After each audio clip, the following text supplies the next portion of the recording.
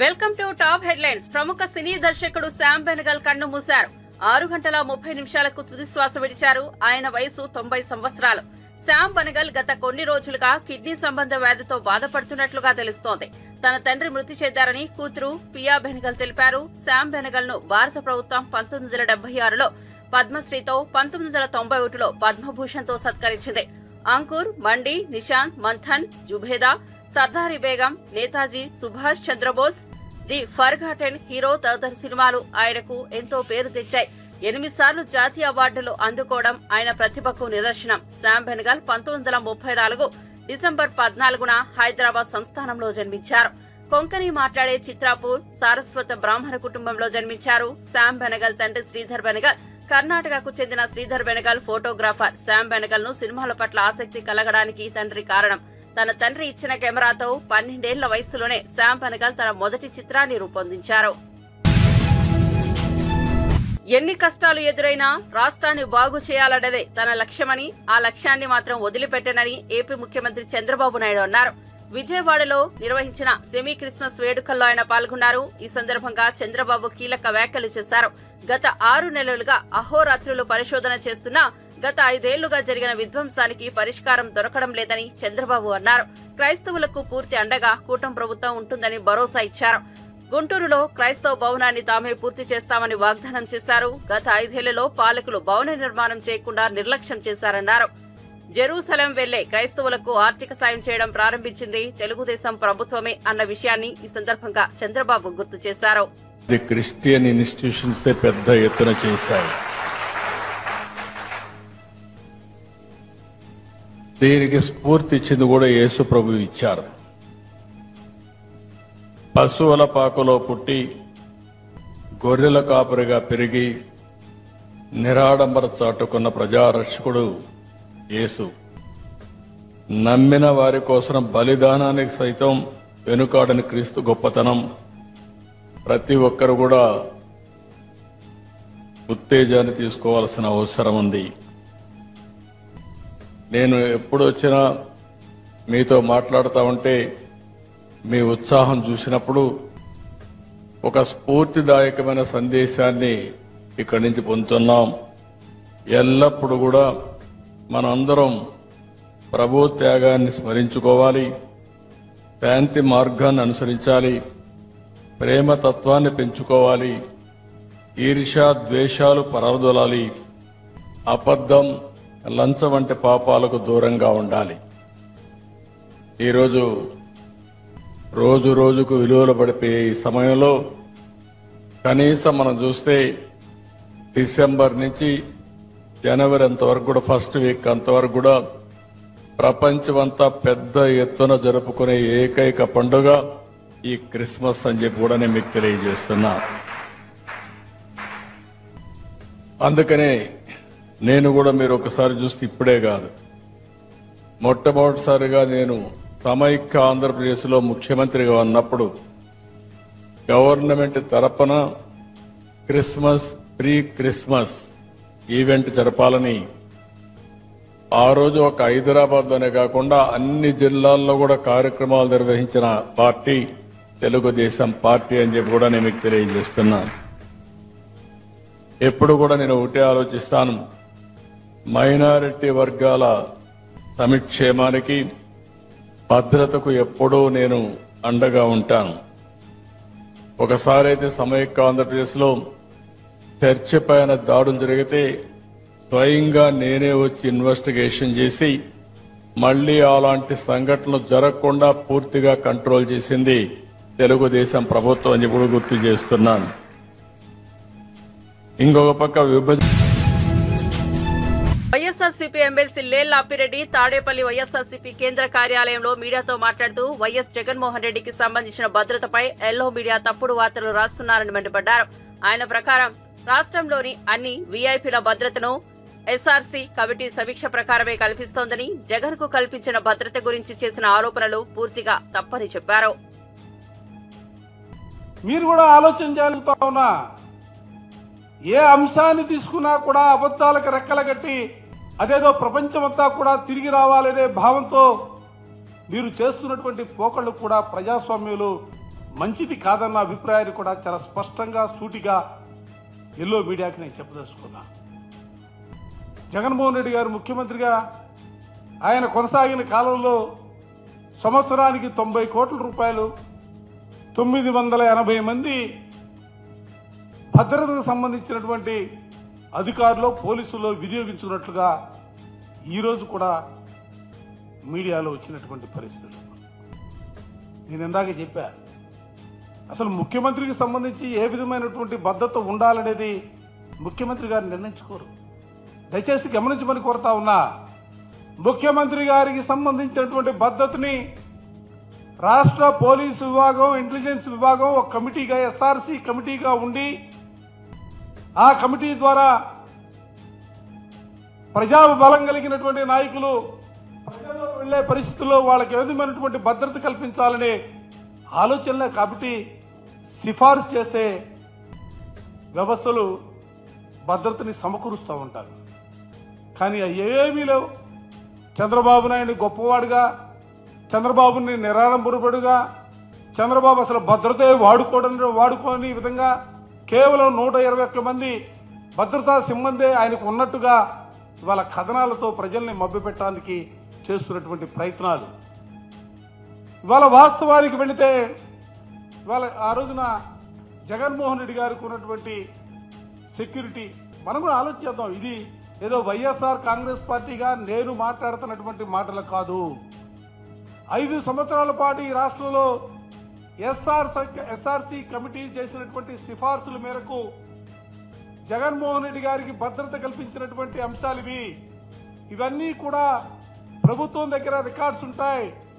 నేను చెబుతానో మరోడు చెప్తానో ఆ అంకెలు తారుమారు కావు. వాళ్ళ అధికారంలో ఉన్నటువంటి కూటమి ప్రభుత్వ నేతలకు కూడా చెప్తా ఉన్నా, మీరు వెరిఫై చేసుకోండి. 5 సంవత్సరాల కాలంలో ఆయన రెగ్యులర్గా ఆయన సెక్యూరిటీ సంబంధించి సివిల్ పోలీసులు, సిఐ కానీ ఎస్ఐలు కానీ మొత్తం కలిపితే 18 మంది ఆయనకు భద్రత ఉండేది. ఆర్మడ్ రిజర్వ్డ్ సంబంధించి 33 మంది కాపలా కాస్తా ఉండేవాళ్ళు. ఏపీ స్పెషల్ పోలీస్ బెటాలియన్ నుంచి 89 మంది 3 షిఫ్ట్లకు సంబంధించి. సినీ నటుడు అల్లు అర్జున్ వ్యవహారంపై తెలంగాణ సీఎం రేవంత్ రెడ్డి మంత్రులకు, పార్టీ నేతలకు కీలక ఆదేశాలు జారీ చేశారు. అల్లు అర్జున్ వ్యవహారంలో ఎవరూ ఏమీ మాట్లాడవద్దని ముఖ్యమంత్రి ఆదేశించారు. మీడియా సమావేశాలు, టీవీ చర్చల్లో కూడా అల్లు అర్జున్ వ్యవహారంపై పార్టీకి చెందిన నేతలు ఎవరూ మాట్లాడవద్దన్నారు. ఈ మేరకు పార్టీ నాయకులు మాట్లాడుతూ చూడాలని తెలంగాణ పీఎస్సీకి సీఎం స్పష్టమైన సూచనలు చేశారు. సంధ్యా థియేటర్ తొక్కిసలాటలో తీవ్రంగా గాయపడి కిమ్స్ ఆసుపత్రిలో చికిత్స పొందుతున్న శ్రీతేజ్ ను పుష్ప 2 నిర్మాతలు పరామర్శించారు. సోమవారం నవీన్ ఎర్నేని, ఎలమంచిలి రవిశంకర్, సినిమాటోగ్రఫీ మంత్రి కోమటిరెడ్డి వెంకటరెడ్డితో కిమ్స్ ఆసుపత్రికి వెళ్లారు. బాలుడు ఆరోగ్య పరిస్థితి గురించి వైద్యులను అడిగి తెలుసుకున్నారు. ఈ విషయాన్ని ఇక రాజకీయం చేయవద్దని, సినిమా హీరోల ఇళ్లపై దాడులు చేయడం దారుణమని కోమటిరెడ్డి వెంకటరెడ్డి అన్నారు. ఈ సందర్భంగా పుష్ప 2 నిర్మాతలు 50 లక్షల చెక్కును మృతి చెందిన రేవతి, ఆమె కుమారుడు శ్రీతేజ్ తండ్రి భాస్కర్ కు అందజేశారు. బాబు పరిస్థితి అంతంత మాత్రంగానే ఉందని, దేవుడి దయ వల్ల త్వరగా కోలుకోవాలని భగవంతుణ్ణి ప్రార్థిస్తున్నట్లు మంత్రి తెలిపారు. సినిమా ఇండస్ట్రీలో ఎక్కడికి వెళ్లడం లేదని, అన్ని పుకార్లు ఎవరూ నమ్మవద్దని మంత్రి స్పష్టం చేశారు. ఎవరిపైనా దాడులు చేసినా చట్టం ఊరుకోదని, కఠిన చర్యలు తప్పవని మంత్రి కోమటిరెడ్డి వెంకటరెడ్డి హెచ్చరించారు.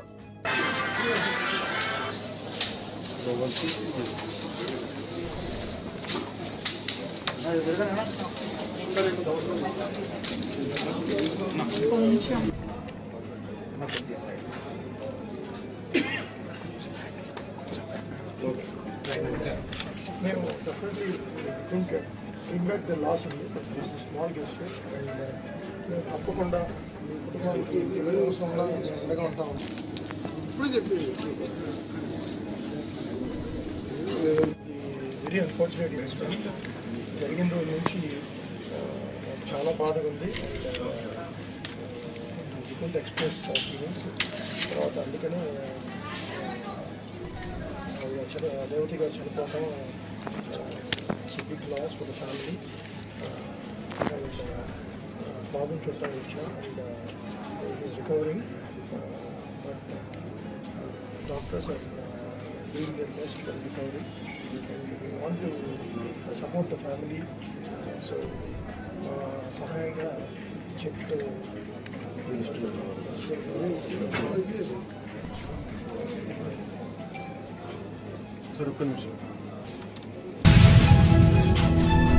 సంధ్యా థియేటర్ తొక్కిస్లాట్ లో తీవ్రంగా గాయపడి కిమ్స్ ఆసుపత్రిలో చికిత్స పొందుతున్న శ్రీతేజ్ ను పుష్ప2 నిర్మాత నవీన్ తో కలిసి సినీ ఫోటోగ్రఫీ శాఖ మంత్రి కోమటిరెడ్డి వెంకటరెడ్డి పరామర్శించారు. ఇకపై ఈ విషయాన్ని రాజకీయం చేయవద్దని, సినీ అభిమానులు ఇళ్లపై దాడులు చేయవద్దని తెలిపారు. ఈ సందర్భంగా పుష్ప2 నిర్మాత రేవతి తన కుమారుడు శ్రీతేజ్ తండ్రి భాస్కర్ కు 50 లక్షల చెక్కును అందజేశారు. బాబు పరిస్థితి విషమంగా ఉందని, భగవంతుని దయతో ఆయన త్వరగా కోలుకోవాలని భగవంతుని ప్రార్థిస్తున్నట్లు తెలిపారు. తాను సినీ పరిశ్రమలో ఎక్కడికి వెళ్లనని వస్తున్న వదంతులను ఎవరూ నమ్మవద్దని మంత్రి స్పష్టం చేశారు. ఇన్సిడెంట్ జరిగితే పోలీసులు ఉండరు, కోర్టులు ఉండరు, చట్టం ఉండదు, వాళ్ళ పని వాళ్ళు చేస్తారు. కానీ ఏంది నిన్న సీఎం గారు కూడా దాని వెంటనే రాత్రే ఖండించాను. నేను కూడా సినిమా మినిస్టర్ గా ఖండిస్తున్నా. సినిమా ఇండస్ట్రీ వాళ్ళ జోలికి కానీ, హీరోల జోలికి, డైరెక్టర్లు, ప్రొడ్యూసర్ ఎవరు జోలికి పోదు. వాళ్ళకి ఇంకా సపోర్ట్ చేయాలన్నా నాకు. ఇలా చిత్రపూర్ గారిలో ఓపెన్ ల్యాండ్స్ ఉన్నాయి. ఇక్కడ జూనియర్ ఆర్టిస్టులకు కానీ, పేద ఆర్టిస్టులకు మంచి యాక్టర్స్ ఎంతో మంది ఇవాళ పేదరికంలో ఉన్నారు. వాళ్ళకు కూడా ఫ్లాట్స్ కట్టాలని ప్లాన్ చేస్తున్నాను నేను. అంతకుముందు పోయిన టీఆర్ఎస్ గవర్నమెంట్ లో ఆ నాయకులు అమ్ముకున్నారు ఫ్లాట్స్. వాళ్ళు ఉంటున్నారు. ఇప్పటికెళ్ళా 3 బెడ్రూమ్ ఫ్లాట్ అంటే ఒక 5 కోట్లు ఉంటుంది నానగ్రామ్. అది కాంగ్రెస్ గవర్నమెంట్ లో ఇచ్చిన ల్యాండ్. అది ఆ రోజు కాంగ్రెస్ ముఖ్యమంత్రి చెన్నారెడ్డి గారు చిత్రసీమను తీసుకొస్తానికి రామారావు కోరిక మేరకు NTR studio, Annapurna studio, Ramanaidu studio, Padmalaya studio 1000 కోట్లు ఇవాళ ఆస్తులు ఇవాళ తీసుకొచ్చిన ఇండస్ట్రీ కష్టపడి ఆ ఇండస్ట్రీని ఇక్కడనే ఉంచుకుంటాం, వాళ్ళని కాపాడుకుంటాం. ఆ ప్రొడ్యూసర్ని, డైరెక్టర్లని, ఆ జూనియర్ ఆర్టిస్టుని, ఆ హీరోలని ఎవరి జోలికి పోవద్దని వారందరికీ మా పూర్తి సపోర్ట్ ఉంటుంది. మా ముఖ్యమంత్రి సపోర్ట్ ఉంటుంది. సినిమా ఇండస్ట్రీ మినిస్టర్ గా నేను కూడా సీరియస్ గా మీకు వార్నింగ్ ఇస్తున్నా. ఎట్టి పరిస్థితుల్లో ఎవరి దగ్గర పోయినా పోలీసులు మళ్ళీ వాళ్ళ చట్టపరంగా చర్యలు తీసుకుంటారు. దయచేసి మీరు దాని జోలికి వెళ్ళకండి. జరిగిన ఇన్సిడెంట్ అందరం కూడా బాధపడే విషయం. అందరం కలిసి ఒకటే ప్రే చేద్దాం. ఆ అబ్బాయి కోలుకొని ఆ కుటుంబానికి అందరం అండగా ఉన్నామని నా రిక్వెస్ట్. ఇక్కడ పోదు సినీ ఇండస్ట్రీ మద్రాస్ కంటే ఎక్కువ ఫెసిలిటీ ఉన్న స్టేటు ఇండియాలో. రామోజీ ఫిలిం సిటీ లాంటి ప్రపంచ స్థాయి సినిమాలు, హాలీవుడ్ సినిమాలు వచ్చి ఇక్కడ షూటింగ్ చేస్తుంటే తరలిపోతున్నాయని అడుగుతుంటే ఇవన్నీ మీరు సోషల్ మీడియా అందుకనే చెప్తున్నాను. అందుకనే ఇవన్నీ రాజకీయాల కోసం ప్రతిదీ రాజకీయం మాట. ఇంత పెద్ద ఇన్సిడెంట్ జరిగి నాకే ఇవాళ నాకు నా కుటుంబంలో ఒక సభ్యురాలు పోయినంతగా బాధపడుతున్నాను నేను. ఎందుకంటే ఈ చూసిన తర్వాత ఆ కుటుంబం పరిస్థితి చూసి. అందుకని మీరు దయచేసి ఇండస్ట్రీ, చిత్ర ఇండస్ట్రీ కాదు, ఐటీ కాదు, ఏ కానీ ఈరోజు ఇంకా స్కిల్ యూనివర్సిటీస్ కానీ హైదరాబాద్ వరల్డ్ లో మేము పోటీ పడుతున్నాం. ఇలా చెప్పాలంటే అన్ని రంగాలలో కూడా ఫార్మాలో 30% అమెరికా ఎక్స్పోర్ట్ ఫ్రమ్ తెలంగాణ. అలాంటిది డిజిటల్ లింక్ రోడ్డు తీసుకొచ్చి వరల్డ్ మ్యాప్ లో ఉంచాలి అని మైక్రోసాఫ్ట్ అమెరికా తర్వాత వాళ్ళు సెకండ్ క్యాపిటల్, సెకండ్ హెడ్ ఆఫీసులు హైదరాబాద్ లో పెట్టుకుంటారు. గతంలో నేను ఐటీ మినిస్టర్ గా పనిచేసిన. అందుకనే ఏది ఎక్కడ పోదు. దయచేసి మీడియా వాళ్ళు కూడా ఈ స్టాఫ్ ని ఇక్కడ పెట్టి మీరు కూడా అబ్బాయి బులెటిన్ ఇవ్వండి, అబ్బాయి కోలుకోవాలని మీరు ప్రే చేయండి. That's all. అంతే తప్ప అల్లు అర్జున్ ఇండివిజువల్ పేరు తీసుకోకండి.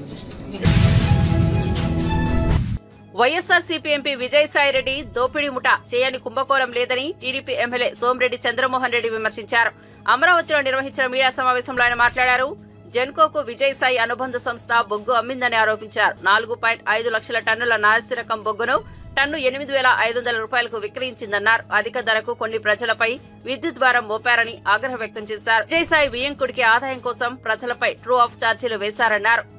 ట్రేడ్ అండ్ నాలెడ్జ్ కంపెనీ నాసిరకం బొగ్గు సరఫరాపై శాఖాపరంగా చర్యలు తీసుకోవాలని, దీనిపై సిఐడి, విజిలెన్స్ ఎందుకు చర్యలకు ఉపక్రమించట్లేదని ప్రశ్నించారు. విజయసాయి దొంగల ముఠాపై సమగ్ర విచారణ జరిపి చర్యలు తీసుకోవాలని డిమాండ్ చేశారు. జగన్ కుంభకోణాలపై చర్యలకు వివిధ శాఖల్లో సిబ్బంది కూడా సరిపోవట్లేదని వ్యాఖ్యానించారు. 108, 104 స్కామ్లపైన సమగ్ర విచారణ జరిపి చర్యలు తీసుకోవాలని వైద్య ఆరోగ్య శాఖ మంత్రిని సోమిరెడ్డి కోరారు. అడుగుతుండా, నేను సిఐడిని అడుగుతుండా, విజిలెన్స్ అడుగుతుండా, అంటే మేము ధర్నా చేసాం, ఇంకేం చేయాలా? మేము ప్రొటెస్ట్ చేసాము, పోర్ట్లో పోయి నిలబడ్డాం, జెన్కోలో పోయి నిలబడ్డాం. జెన్కోలో ఉద్యోగస్తులు తిరుగుబాటు చేశారు. మేము పనికి పోము, బాయ్కాట్ చేస్తున్నామని చెప్పే పరిస్థితి తెచ్చారు. అప్పుడు 1 lakh tons డంప్ చేసేసారు, పోర్ట్ నుంచే బయట పంపించేసేసి. ఇంత ఇష్యూ జరిగితే మన గవర్నమెంట్ వచ్చిన తర్వాత యాక్షన్ తీసుకోవాలన్నా పడలేదా అని చెప్పి అడుగుతుండా.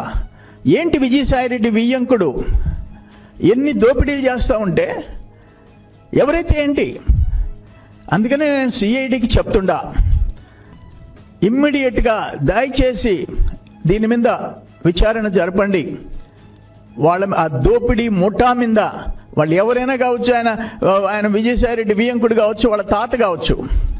అల్టిమేట్ లూజర్స్ ఆంధ్ర రాష్ట్ర ప్రజలు. ఆంధ్ర రాష్ట్రంలో ఉండే ఇండస్ట్రీస్ మీ వల్ల, మీ లో క్వాలిటీ వల్ల, మీ పిఎల్ఎఫ్ ప్లాంట్ లోడ్ ఫ్యాక్టరీ పడిపోయినందువల్ల, జనరేషన్ ఉత్పత్తి పడిపోయినందువల్ల, కొన్ని ఇండస్ట్రీస్కి మనం టైమ్లీ మీరు పవర్ సప్లై చేయలేనందువల్ల.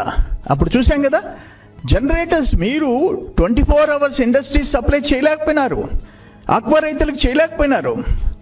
వాళ్ళందరూ సఫర్ అయినారు, బాదుకున్నారు నెత్తినోరు. వీటన్నిటికీ కారణమైన ఆ నాసిరకం బొగ్గు తీసుకొని వచ్చి 382 కోట్ల రూపాయలు గవర్నమెంట్ డబ్బు తీసుకొని మీరు ప్రజల్ని నష్టపరిస్తే, రాష్ట్రాన్ని నష్టపరిస్తే ఎందుకు చూస్తూ ఊరుకునాలంటారు? ఈరోజు ఒక ఎంప్లాయీ 50,000 1,00,000 తీసుకుంటే వెంటాడి మనం ఏసీబీ వెంటాడి యాక్షన్ తీసుకుంటుంది, సస్పెండ్ చేస్తుంది, జైలుకి పంపిస్తుంది. ఏం రాంప్రసాద్ రెడ్డి, అరవిందో రాంప్రసాద్ రెడ్డి ఆయనకి ఏమన్నా ప్రత్యేకమైన చట్టాలు ఉన్నాయా? ఇది భరించరాని దోపిడీది.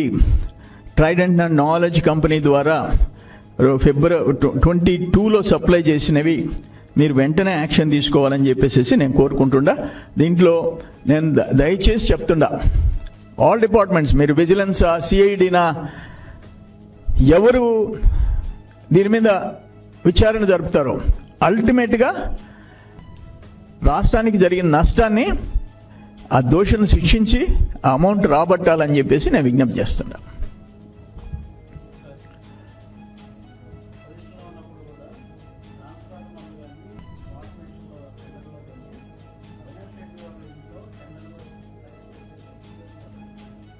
అమ్మా, నేను ఒక్క మాట, జగన్మోహన్ రెడ్డి గవర్నమెంట్లో అవినీతికి ఏది అతీతం కాదు.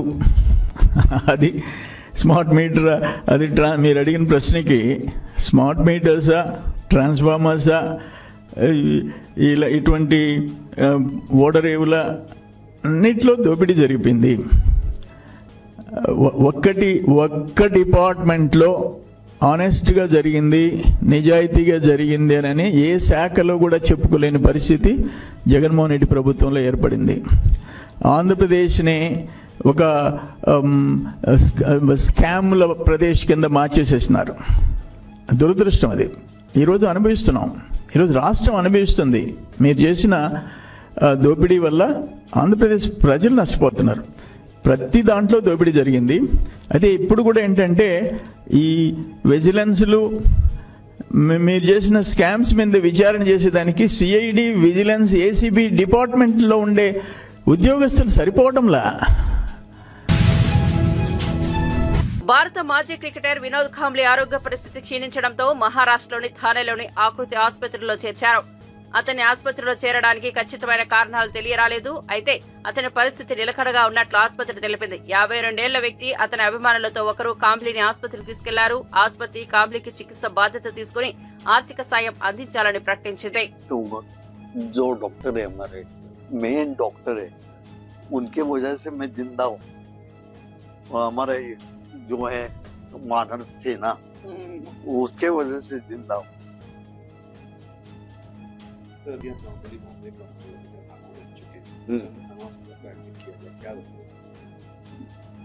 ऐसा एडमिट किधर से भी करे हो, लेकिन जो ट्रेनिंग देते हैं, मैं इतना ही कहूंगा कि जो हमें मिलता है, जो भगवान देते, name the father and of the son and of the holy spirit, amen. Sir आपके चाहने वालों ने आपको यहाँ पे एडमिट किया तो क्या कहना? मैं इतने कहूँगा, प्यार करता हूँ उसका सर, और सर को मैं नमस्ते कहूँगा। हाँ बाबा। सर आपके कुछ फ्रेंड्स हैं जो आपके पास रहे थे, हाँ। क्या उससे आपकी बातचीत हुई है? कहीं आपने उनको कहा है कि आपको तबियत पर ध्यान देने के लिए? नहीं, वो लंदन चले गए थे, लेकिन उनको पता चलेगा, आप लोगों ही पता है कोई। सर अब क्रिकेटर और एक स्पोर्ट्समैनशिप है आपकी, वो जब लड़ रहे आपकी बीमारी के साथ में, किस तरीके से अपनी इस चीज को शेयर करें लोगों ने इंस्पिरेशन? इंस्पिरेशन में इतना ही कहूंगा कि अभी सर जो बोलेंगे वो मैं करूंगा, सच बोल रहा हूँ। जो इंस्पिरेशन दे दूंगा वो लोगों को पता चलेगा। భారతదేశం తన విదేశాంగ విధానంలో జాతీయ ప్రయోజనాలతో పాటు మానవ ప్రయోజనాలకు ప్రాధాన్యత ఇస్తోందని ప్రధాని నరేంద్ర మోదీ అన్నారు. మరియు దేశం విదేశాల్లో ఉన్న తన ప్రజల పట్ల శ్రద్ధ వహిస్తోందని మరియు వారికి ఏదైనా ఇబ్బంది ఎదురైతే వారిని తిరిగి దేశానికి తీసుకొస్తుందని పేర్కొన్నారు. Catholic bishops conference of India సారథ్యంలో జరిగిన క్రిస్మస్ వేడుకల కార్యక్రమానికి హాజరైన ప్రధాని సబ్కా సాథ్, సబ్కా వికాస్ మరియు సబ్కా ప్రయాస్ అనే ఉమ్మడి లక్ష్యంతో దేశం ముందుకు సాగుతోందని అన్నారు. हम सब के लिए यादगार रहने वाला है। ये अवसर इसलिए भी खास है क्योंकि इसी वर्ष सीबीसीआई की स्थापना के 80 वर्ष पूरे हो रहे हैं। मैं इस अवसर पर सीबीसीआई और उससे जुड़े सभी लोगों को बहुत बहुत बधाई देता हूं। साथियों, पिछली बार आप सभी के साथ मुझे प्रधानमंत्री निवास पर क्रिसमस मनाने का अवसर मिला था। अब आज हम सभी सीबीसीआई के परिसर में इकट्ठा हुए हैं। मैं पहले भी ईस्टर के दौरान यहां सेक्रेड हार्ट कैथेड्रल चर्च आ चुका हूं। ये मेरा सौभाग्य है कि मुझे आप सबसे इतना अपनापन मिला है। इतना ही स्नेह मुझे हिज होलीनेस पोप फ्रांसिस से भी मिलता है। इसी साल इटली में G7 समिट के दौरान मुझे हिज होलीनेस पोप फ्रांसिस से मिलने का अवसर मिला था। पिछले 3 वर्ष में यह हमारी दूसरी मुलाकात थी। मैंने उन्हें भारत आने का निमंत्रण भी दिया है। इसी तरह सितंबर में न्यूयॉर्क दौरे पर कार्डिनल पीट्रो पैरोलिन से भी मेरी मुलाकात हुई थी। ये आध्यात्मिक मुलाकात, ये स्पिरिचुअल टॉक्स, इनसे जो ऊर्जा मिलती है वो सेवा के हमारे संकल्प को और मजबूत बनाती है। साथियों, अभी मुझे हिज एमिनेंस कार्डिनल जॉर्ज कुवाकार्ड से मिलने का और उन्हें सम्मानित करने का अवसर मिला है। कुछ ही हफ्ते पहले हिज एमिनेंस कार्डिनल जॉर्ज कुवाकार्ड को हिज होलीनेस पोप फ्रांसिस के कार्डिनल की उपाधि से सम्मानित किया है। इस आयोजन में भारत सरकार ने केंद्रीय मंत्री जॉर्ज कुरियन के नेतृत्व में आधिकारिक रूप से एक हाई लेवल डेलीगेशन भी वहां भेजा था। जब भारत का कोई बेटा सफलता की इस ऊंचाई पर पहुंचता है तो पूरे देश को गर्व होना स्वाभाविक है। मैं कार्डिनल जॉर्ज कुवाकार्ड को फिर एक बार बधाई देता हूं, शुभकामनाएं देता हूं। సినిమా ఇండస్ట్రీపై తమ ప్రభుత్వానికి ఎలాంటి ద్వేషం లేదని మంత్రి సీతక్క తెలిపారు. అయితే ఎర్రచందనం స్మగ్లింగ్ పేరుతో తీసిన పుష్ప 2 సినిమాతో సమాజానికి ఏం సందేశం ఇస్తున్నారని మండిపడ్డారు. ములుగు జిల్లా లీలా గార్డెన్ లో జరిగిన క్రిస్మస్ ఉత్సవాల్లో మంత్రి సీతక్క పాల్గొన్నారు. రేవతి మృతికి Pushpa cinema hero cinema unit కారణమన్న సీతక్క తప్పు చేస్తే ఎంతటి వారికైనా శిక్ష తప్పదని తెలిపారు. స్మగ్లర్ ఇతివృత్తంలో తీసిన సినిమాకు జాతీయ అవార్డు ఇవ్వడం సిగ్గుచేటని మండిపడ్డ మంత్రి సామాజిక అంశాలు, జాతీయ భావాలు కలిగిన జైభీం సినిమాకు మాత్రం అవార్డు ఇవ్వలేదని ధ్వజమెత్తారు. విశ్వశాంతి కోసం యేసుక్రీస్తు ప్రార్థనలు చేశారని, దేశంలో అందరూ తమ ఇష్ట దైవాన్ని పూజించే హక్కు కలిగి ఉన్నారని స్పష్టం చేశారు. మంచి సమాజాన్ని సన్మార్గంలో నడిపియాలి. ఖచ్చితంగా సినిమా యొక్క పాత్ర చాలా ప్రభావవంతంగా ఉంటుంది. అది మంచి సినిమాలు అయితే మంచిగా ఉంటుంది, చెడు అయితే కూడా అరే ఇట్లా కూడా మనం డబ్బు సంపాదించుకోవచ్చు, దొంగతనం చేసి, లంగతనం చేసి, స్మగ్లింగ్ చేసి, మర్డర్లు చేసి అనేది వస్తే ఎవరు చదువుకోరు, అక్రమ మార్గం పోతారు, సక్రమ సన్మార్గంలో పోరు. కాబట్టి సన్మార్గమైనటువంటి చిత్రాలను మేము ఆహ్వానిస్తా ఉన్నాం. అదే విధంగా ఇవాళ బీజేపీ బీఆర్ఎస్ రాజకీయం చేస్తుంది. ఇక్కడ రాజకీయం ఎక్కడదే? ఒక ప్రాణం పోయింది, ఇంకొక ప్రాణం చావు బతుకుల మధ్య ఉంది. మరి ఇక్కడ బిడ్డల్ని కాపాడుకోవాల్సిన బాధ్యత సీఎంగా వారికి ఉంది. ఇట్లాంటి తొక్కిసలాటలు నివారించాలి. కాబట్టి ఆ చర్యలు తీసుకుంటే దాని మీద గగ్గోలు పెడతా ఉన్నారు. ఇదే బీఆర్ఎస్ నాయకులు మరి వాళ్ళు అధికారంలో ఉన్నప్పుడు ఒక రకంగా, అధికారం పోయినప్పుడు ఒక రకంగా సెంటిమెంట్లు. దీంట్లో సెంటిమెంట్ కోసం చాలా ట్రై చేస్తున్నారు కొన్ని వర్గాలు. సెంటిమెంటు అది మేము చట్టాన్ని నమ్ముకుంటాం, సెంటిమెంట్ను గౌరవిస్తాం, కానీ సెంటిమెంట్ను రాజకీయం కోసం వాడుకోం. రాజకీయాల కోసం సెంటిమెంట్ కాదు, చట్టాన్ని చట్టంగా గౌరవిస్తాం. సెంటిమెంట్ను భావించే వాళ్లకు కండలెన్స్ కావచ్చు, సపోర్ట్ కావచ్చు, సానుభూతి కావచ్చు, ఆ కుటుంబాలకు, బాధిత కుటుంబాలకు సపోర్ట్ చేస్తాం. కానీ ఈరోజు బీఆర్ఎస్ నాయకులు తెలంగాణ ముసుగేసుకొని ఇవాళ రాళ్ళేసిరు సినిమా వాళ్ళ మీద. అప్పుడు ఇండస్ట్రీ పోతుందని అనుకోలేదా? మేము ఇండస్ట్రీ పోవాలని అంటున్నామా? సీఎం గారు కూడా చెప్పారు, మీరు వ్యాపారాలు చేసుకోండి, మీరు డబ్బులు సంపాదించుకోండి, కానీ ఇక్కడ ప్రాణాలను తీసే రకమైనటువంటి ఇబ్బందులకు గురి చేయొద్దు మా ప్రజలని కోరడం జరిగింది. అది తప్ప? దాంట్లో తప్పు వెతుకుతున్నారు. మీరు ఆనాడు అధికారం కోసము రకరకాల సెంటిమెంట్లు అడ్డం పెట్టుకొని సొంత ప్రయోజనాల కోసం, సొంత డబ్బుల కోసం మీరు ఎన్నో చేశారు. ఇలా సీఎం గారు ఇది ఏమన్నా చేశారు? అక్కడ సాక్షాత్ ఒక శవం ఉంది, తొక్కిసలాట. పోలీసులు చెప్పింది అబద్ధమని ఉల్టా ఖండనలు చేస్తూ ఉన్నారు. కాబట్టి అక్కడ జరిగిన సంఘటననే అసెంబ్లీలో సీఎం గారు ప్రస్తావించారు. అది గుర్తుపెట్టుకొని ఫస్ట్ ఈ సమాజానికి, పేదింటి బిడ్డలకు సపోర్ట్గా ఉండండి. ఆయనకేం నష్టం జరగలేదు, ఒకరోజు వచ్చిండు, ఆయననేం ఇబ్బంది పెట్టలే కదా, మేము కూడా రెస్పెక్ట్ చేస్తాం. ఆయన మీద మాకేం కోపం లేదు, ద్వేషం లేదు.